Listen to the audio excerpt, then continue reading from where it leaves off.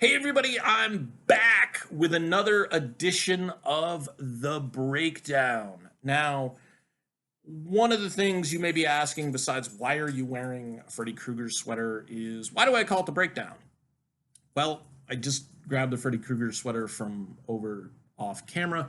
It does fit a little tight around the neck. I do kind of have a big neck. Not that that has anything to do with anything in this video, but it does lead into why I call this the breakdown. The breakdown is fundamentally two parts. Like one, you're breaking down the different parts of the figure, the movies, comic books, and you're making it make sense and you're putting it into different little spots and pieces. Secondly, it's a very tongue-in-cheek way for me to take power back and laugh at my own mental illness. As I've told you before, maybe this is too much too soon into a video. I'm not real shy about it though.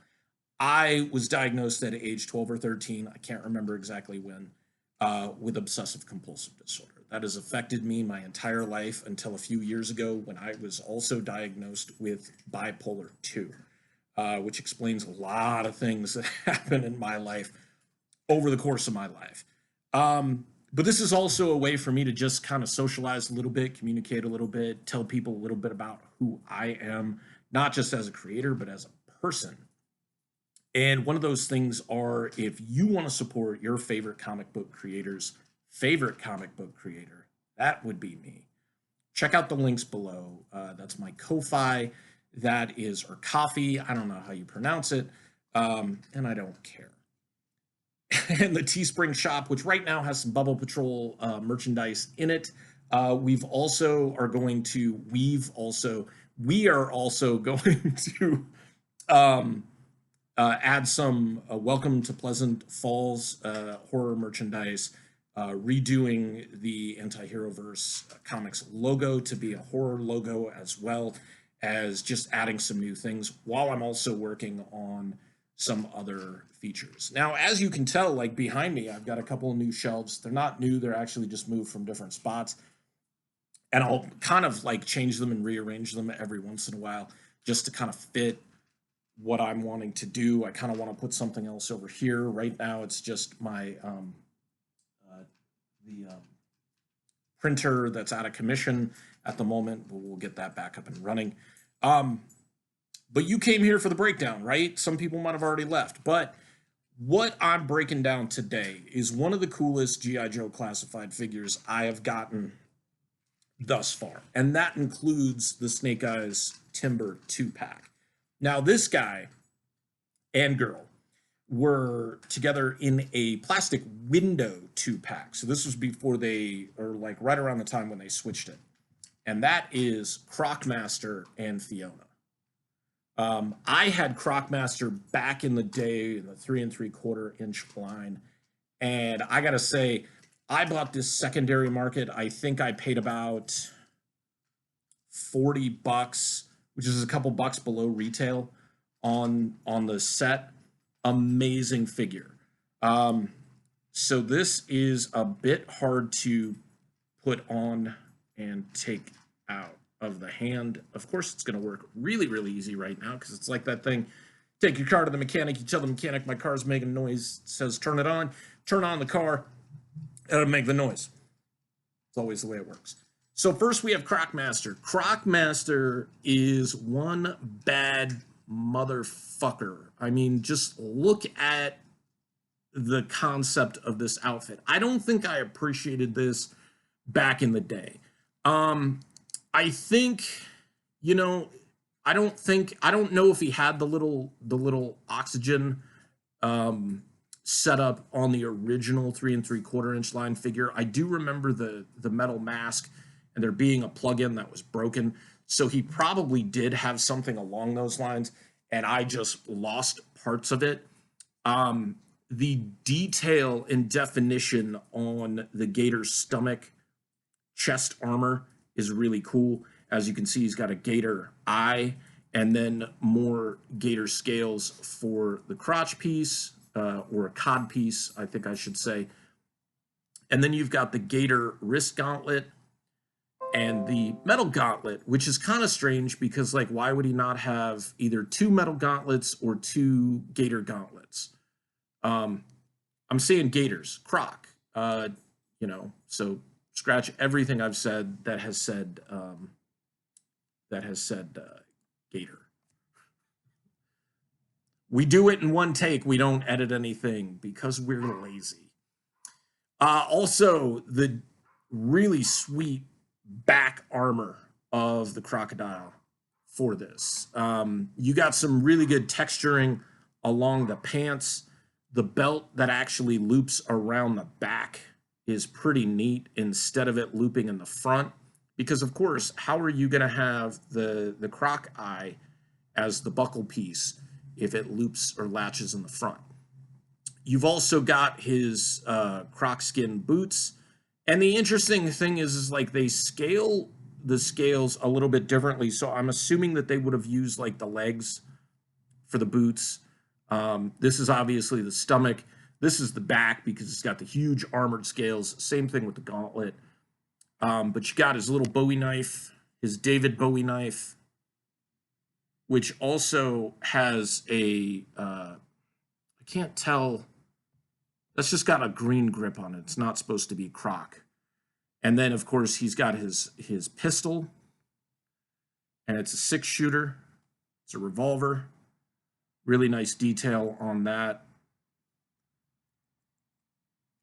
And then, if that weren't enough, you've got this really awesome Fiona that is, I don't know how big she is, but if you put her down head to tail next to Crocmaster, she is still a good 3 to 4 inches longer than he is. So if he's supposed to be about 6'2", I'm going to say she's probably about a 10, 12-foot crocodile or so. So the harness and collar comes off. It is spiked just like it was back in the day. I believe it was black back in the day. I don't think it was silver. One thing that you'll notice, it's a little bit wonky, like it just goes on just beyond her head. You can't really put it on the neck, one, because crocodiles don't really have necks, and two, I think the functionality of the Croc's Fiona's head itself is not meant to have it taken off, put the harness on there, and then put back on. I just don't think that's what it is. Great articulation on the jaw, of course. Here's a really, really key point, and they may or may not have done it this way on purpose, but it opens, she opens upward. The bottom jaw isn't what opens like for human beings, and that's exactly how crocs and alligators open their mouths. It's pretty great. Her articulation on her arms and legs, or her legs, it seems limited, but it allows for a lot of posability. So her legs are a little bit more rubbery than you might normally think. Now there's a wire in here that gives you some, not articulation, but posability in the tail. But each of the legs comes like fully detailed with those smaller scales. They rotate out at the hip or the shoulder, as it were, and then the little foot pivots as well. So it doesn't go up and down, but it kind of like swivels around on like a front point. But then you also get some of the detailing on the bottom of the feet as well. There's a lot of texture down there. Got a lot of texture on the body itself. This is an amazing looking figure. The stomach is a little bit squishy, but of course to get that in there, I think a crocodile's stomach is like kind of a weak point for them. And of course there's supposed to be a little thing, because I watched like, what was it, like Gator Hunter or Croc Hunter or whatever, and there's supposed to be like a little quarter-sized spot in the back of their head. The detail on her head and her face is amazing. And I mean, you could probably add some other coloration, but she's got like the fleshy inside mouth color. I love that you get the jaw tendons in there that show that the jaw is being held in place. Here's a really, really cool thing. Fiona comes with 2 little baby crocodiles, right? One of them is an albino. And the albino even has little red eyes. And it's going to be super hard to show you, but these crocs actually have detail on them. And even if you look at the front side, the bottom side, they have little bitty tiny detail scales on their stomachs. That's amazing. Crocmaster also comes with his whip.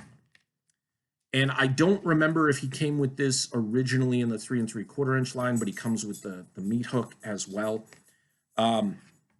This might be one of the coolest two-pack figures that I've ever seen. The detailing on the figure alone for Crocmaster is just insane. It's batshit insane. And then to include a croc that is this detailed, this big, and badass. I mean, you didn't even need like his whip and his hook and stuff like that, but you get it. And that is pretty insane. And now I've got like three figures that have animals along with them. I've got Spirit along with Freedom. Crocmaster and Fiona were the first ones that I got. And then, of course, I just picked up the Snake Eyes Timber 2-pack, which if you haven't watched that video, definitely check it out. It's pretty cool. It goes really long, and I apologize for that. I tried recording it like 2 or 3 different times. And I don't edit these. Like, I do one take through. I might pause it if the dogs start barking or if I need to change my lighting or something like that. But I'm a pretty meat and potatoes kind of guy. I'm pretty low tech when it comes to that.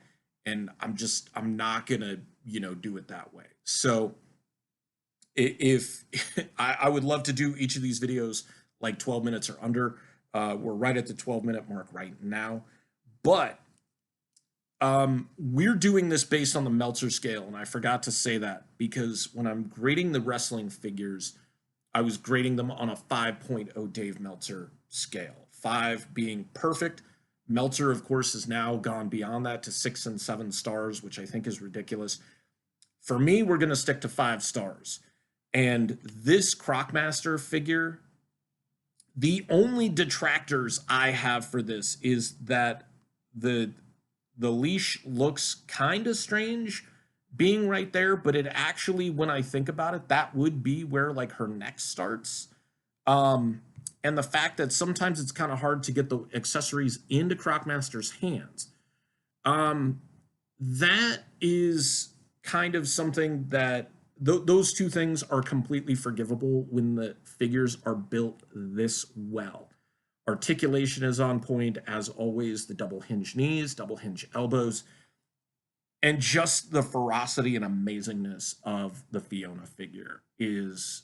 And I call it a figure because she's articulated. She's got swivel in the belly or around the shoulders. The tail swivels and pivots as well as bends. And then the head itself bends. And then you've got the open and closing feature of the mouth. Like you could have like just done the legs twitching at the hip and that would have been fine for me. But then adding that little bit of extra pivot for posability and movement. This is a 5.0 figure for me. And somebody might say, well, that's cheating because you said that the weapons don't fit into his hands perfectly. Well, all you really need is for him to be holding on to the chain. And even then, if he's the Crocmaster, right, you just take that off and they'll go moseying on down the road or whatever because he's the Crocmaster and Fiona is going to do whatever he needs or wants. So the extras that you get with this are amazing. I give it 5.0. Check out the links below and like and subscribe, comment if you would like. That would really help out a lot. And I'll see you guys later.